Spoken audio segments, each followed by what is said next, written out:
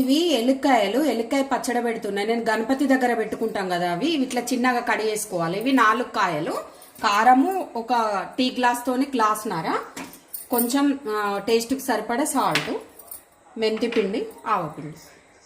పచ్చడికి ఇప్పుడు కారం వేస్తున్నా, సాల్ట్ వేస్తున్నా, అందులోనే కొంచెం ఆవపొడి, కొంచెం మెంతి పొడి.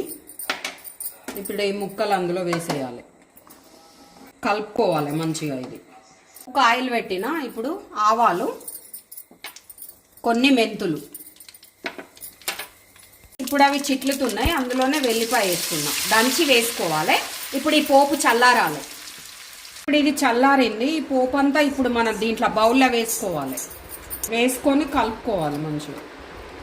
ఇది ఒక రోజు ఊరితే సరిపోతుంది, తెల్లవారు పెట్టుకోవచ్చు. ఒక రోజు ఊరితే సరిపోతుంది, చాలా బాగుంటుంది అన్నంలోకి.